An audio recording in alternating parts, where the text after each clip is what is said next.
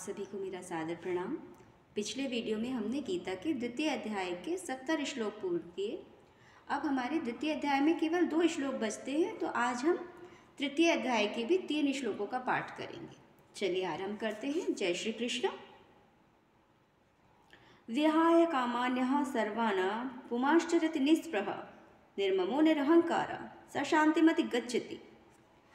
भगवान कहते हैं कि जिस प्रकार से व्यक्ति अपनी इंद्रियों की तृप्ति में लगा रहता है, यदि वो उन इंद्रियों की तृप्ति की जो इच्छाएं हैं उनका परित्याग कर देता है, उन्हें छोड़ देता है, तो इच्छाओं से रहित जब हो जाता है, उसे किसी प्रकार की कोई ममता नहीं रहती, कोई इच्छा नहीं रहती और उसे किसी भी प्रकार का कोई अहंकार भी नहीं होता, ऐसा ही व्यक्ति सुख की प्राप्ति कर सकता है। एषा ब्राह्मी स्थिति पार्थ नैनां प्राप्य विमुह्यति स्थित्वास्यामंत कालेपि ब्रह्म निर्वाण मृच्छति। जो व्यक्ति जो है आध्यात्मिक तथा ईश्वरीय, ये जो अभी मैंने तुम्हें बताया, ये आध्यात्मिक और ईश्वरीय पथ है।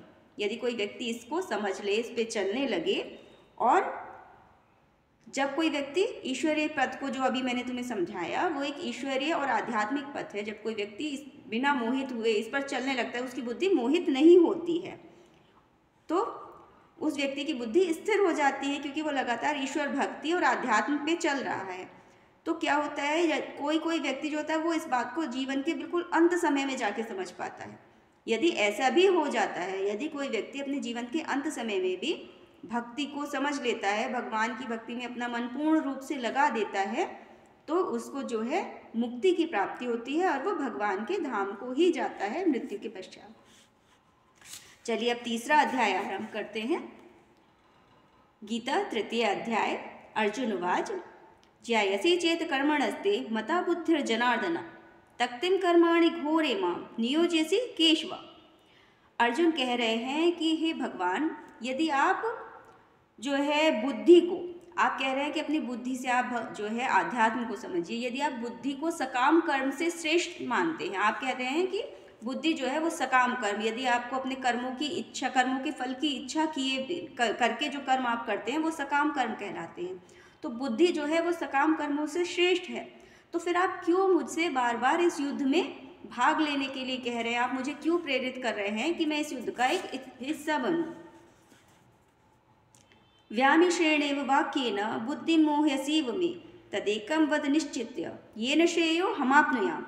अर्जुन कह रहे हैं कि आपने मुझे इतने सारे उपदेश दिए, आपने मुझे इतनी सारी बातें बताई, इससे क्या हो रहा है, मेरी बुद्धि जो है वो मोहित हो गई है, मुझे समझ नहीं आ रहा कि मैं क्या करूं। तो अब आप क्या करिए, हे कृष्ण, आप निश्चित करिए कि मैं क्या करूं। आप एक बार सोच लीजिए कि मुझे क्या करना चाहिए और फिर मुझे आप बताइए कि मेरे लिए क्या करना उचित होगा, मैं क्या करूं। इतने सारे उपदेशों से मेरी बुद्धि जो है भ्रमित और मोहित हो रही है, तो निश्चय करके मुझे कोई एक मार्ग बताइए।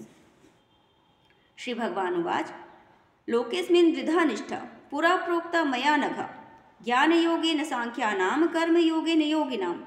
भगवान कह रहे हैं कि मैं पहले ही तुम्हें बता चुका हूँ कि जो आत्मा को समझने वाले, आत्म साक्षात्कार करने वाले व्यक्ति होते हैं, जो अपनी आत्मा को समझ लेते कि वास्तव में आत्मा क्या है, ये 2 प्रकार के होते हैं।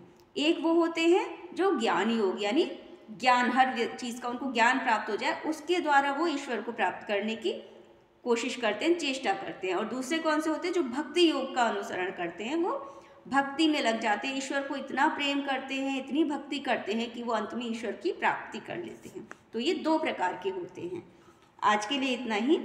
कल हम गीता के तृतीय अध्याय के 4थे श्लोक से अपना पाठ आरंभ करेंगे। तब तक के लिए धन्यवाद। वीडियो को लाइक करें, शेयर करें और चैनल को सब्सक्राइब करें। साथ में ही कमेंट्स करके भी मेरा थोड़ा उत्साहवर्धन करिए, जिससे मुझे प्रेरणा मिले आगे भी वीडियो बनाने के लिए। तब तक के लिए धन्यवाद। नमस्कार।